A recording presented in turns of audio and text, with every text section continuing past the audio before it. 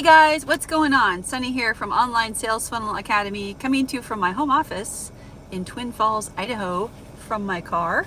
Hey guys, I thought I'd come live today and talk about live selling, a topic that I am super passionate about.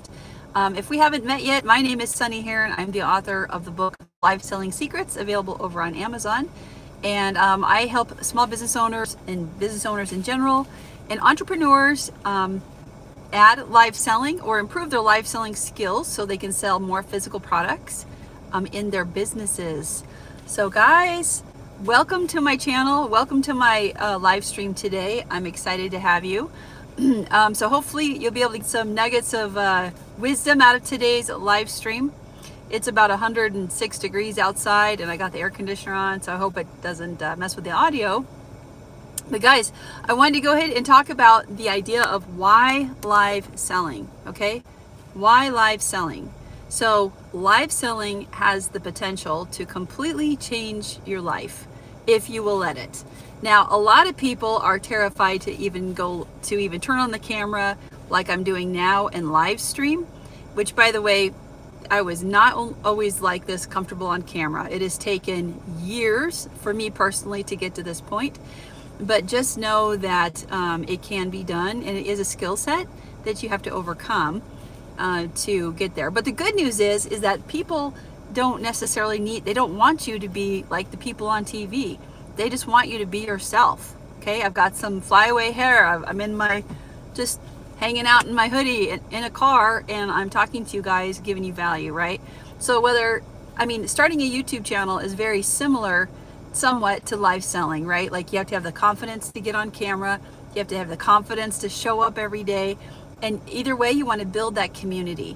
So they're very similar. So if you're someone who's ever built a YouTube channel, I just thought of this now, they're very similar to the idea of building a community on YouTube or building that community on, let's say, Facebook or TikTok, where you would go live and sell physical products to someone. Now, in 2019, I reached out to a gentleman named Keith Cerrone. He is a glass blower in Boston, Massachusetts. And to this day, we've never met face to face. We still have never met, which is really funny because we've been rocking together as business partners for about 4 years now. But in 2019, I reached out to him and I asked him if it would be okay if I got a small result for him because I'm a Facebook marketer. So just like a writer, a producer, I need an actor. I need the other half, right? Like 6-year-old Riker. So I reached out to him to see if I could help him run some simple Facebook ads and see if I could help him, get a small win. So what ended up happening, guys, was we struggled for about 8 or 9 months. Like I was able to spend about $40 a day. We're getting like 2 sales a day, so on and so forth. Hi, Christopher, I see you. What ended up happening was in the 9th and 10th month of us running ads and stuff, we figured out to start going live. Okay, we figured out to start going live. We were building a Facebook group. Hey there, Germany. Hello. We're talking about live selling and the power of the ability to go live and offer physical products so that people can buy them from you and you can make more sales in your business. Okay, that's what we're talking about today. So, so in 2020, when we started live selling, we had a fantastic first month. Like results are not typical. We ended up having a $34,000 month in sales. Okay. So the results are not typical, and I'm not saying you're going to do that. I'm just saying that is the case study result. And it is absolutely documented in my book, Live Selling Secrets. If you are, I'm not showing screen prints right now because they're in the book and they're printed and with Keith's permission. So if you ever want to go look at our stats, I documented our entire origin story in the book, Live Selling Secrets. So anyway, over the course of the next few years, we kept bringing items he would go and as a glass blower, he would go every weekend. He goes to a glass studio. He gets his pipes and he literally glass blows items and brings them back to the show back to his house the next week after they've cooled down. They come out of the oven. Then we go live together. So he is in Boston, Massachusetts, and I am in Idaho. At the time I was in Seattle. So we were able to figure out how to do the live stream in such a way that we get on, like I get on Zoom, and I'll do a bigger breakdown later. But basically what we can do is we go live, and he's got the products at his house in Boston, and then I help him. I'm the co-host of the show. So it's like and it's a 1 hour show. And what we're able to do over time is figure out how to structure the show, how to put in jokes, how to build the audience, how to keep it exciting. And like we learned all these different things in the last 4 years that we had no idea was a thing with live selling. So as an example, last night we went live last night. We had about 50 people come to our show, and we made lots of sales. Okay, so like when we went to bed last night, we had around $1,500 in sales. So if you're hearing this and you're live selling and you're like, oh, well, I go live all the time, that's nothing. Other stores might have a much bigger number than that, and that might seem very small. But if you've never done live selling before, you're thinking, wow, I know I would like to have $1,200 extra dollars, right? Now that's gross, that's not the take home. That is the gross amount, is the amount of the price on the table. That's not his margins by any sense of the means. So he does have, you know, a 20 or 30% margin of profit that he runs, because he's got to pay for the glass studio, the glass products, the boxes, the shipping, all those kinds of things. And the margin kind of moves around based around what kind of items he sells. But with that being said, I do want to talk about, so let me ask you, WJP wants a shout out. Hi WJP, thanks for coming on. So guys, before I keep going here, let me know if you have any questions about what I talked about so far. Does any of that make sense, what I just said? Like, now when I met him, he was barely making $500 a week at a day job. He had a job, right? Nothing wrong with that. And he had his Etsy store, and he was making 1 to 2 sales a week on his Etsy store. Okay, now what we do is we have anywhere from 85 to 150 physical products every week in our live show. And when he goes live, we sell about 75% of whatever's on the table. In fact, we've figured out that if we have 100 items, we will sell 75 of them, or they go in the cart, right? So we can see the total amount that's in the cart. Now, when people go to check out, 85%, it's always the same number. It's really weird. 85% of everybody, they finish the checkout process, but 15% of people always let their carts expire. It's so funny. So we actually know to expect it. So what ends up happening is that we can literally calculate, okay, if we know we have a good product, right?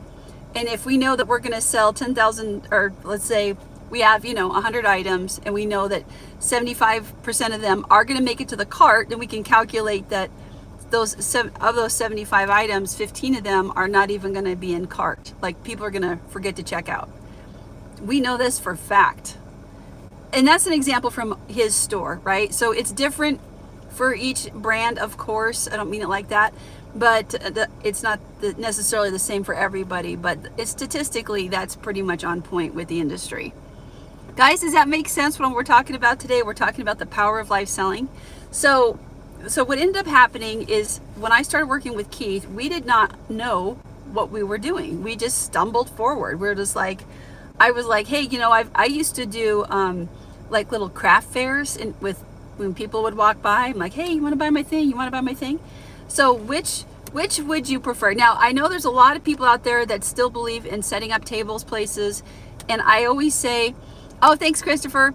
I always say that there is a time and a place for every kind of marketing, okay? There's a time and a place for flyers. There's a time and a place for text messaging. There's a time and a place for door knocking, right? But in the digital age that we have right now, I would want to be able to pull people to you, right? I mean, you can't, I don't believe that you can't outwork the computer.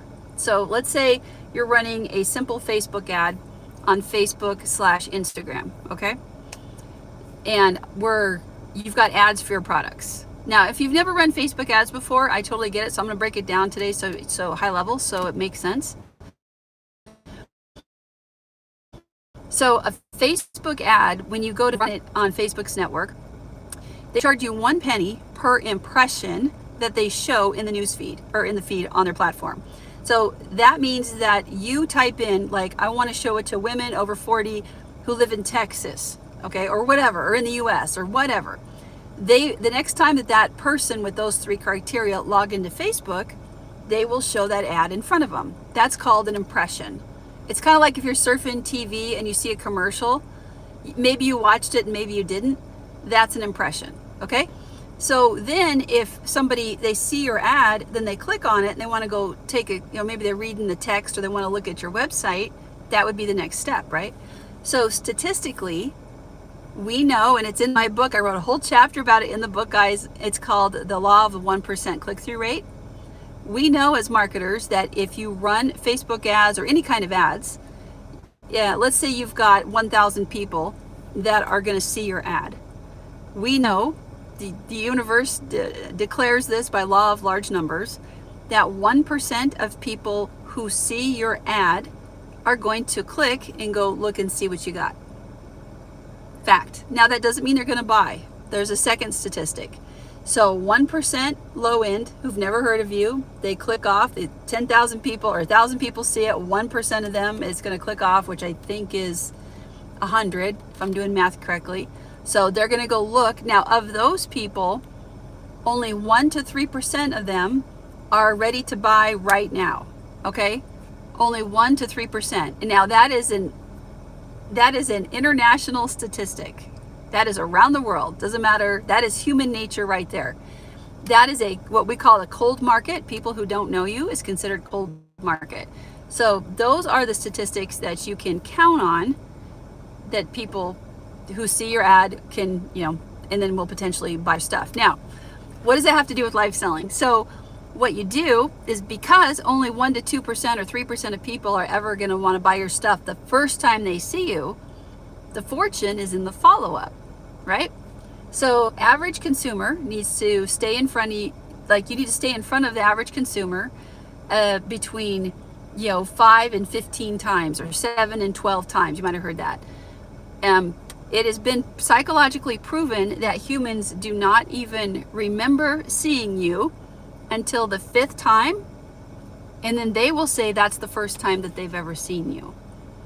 So if you know that to be true, then what ends up happening is, as you start doing live selling and then you add some advertising on the front and start pulling people to you to check out your live streams, the live streams get bigger and bigger and bigger, and as you go live more and more, that's where you develop the know, like, and trust, and you sell more and more and more and more and more products. Where people get stuck is they go live one time on their page, nobody watches, and of course that doesn't feel good. It doesn't feel good at all. You go live, nobody's watching, you feel scared. Oh shoot, I don't know what I'm doing. No, oh, this isn't for me, and then they leave. I don't want that for anybody, because that is what I call a false positive. It's not that you didn't do the right thing. It's just that there's a few more things that need to happen for that to work correctly. It's like you don't go to college or school, you don't go to the first grade on the first day and say, hey, how come I'm not in 6th grade? That doesn't work like that. There is a process. So guys, I just want to give you some encouragement today. So if you're thinking about live selling, or if you're already live selling and maybe need some help or some tips or something like that, be sure to drop a comment down below. Let me know what you would like to learn. I'm going to be, like I said, I've got 2 books available right now on Amazon, and I'll drop the links in the description down below. Be sure to check out my other lives, and please, if you like what I'm saying here today, please subscribe to my channel. It means the world to me. I do appreciate it very much. I'm on a journey to 1,000 subscribers and monetization, so if you could help me with that, that would be fantastic. In exchange, I would love to help you with whatever you've got. So if you're selling something, if you're in a brick and mortar, if you are trying to figure out what to sell, or if you're trying to figure, like I used to run a brick and mortar business and service based. So I actually can do both. I can service people with their marketing on brick and mortar, and then I also can do service-based and digital. So I'm that perfect age where I've done both. All right, guys, that is my show for tonight. A good friend of mine teaches sign language, and she says that this is hello and goodbye. So I am going to sign off. Goodbye, everybody, and I will see you in tomorrow's live stream. And all right, you know, how to become productive, as well as graffiti and paintings. Okay, you know what? I will put that into my queue, and I'll do some research, and I will stream on it here soon. All right, guys, I'm going to go ahead and sign off. You guys take care. See you in the next one. Bye.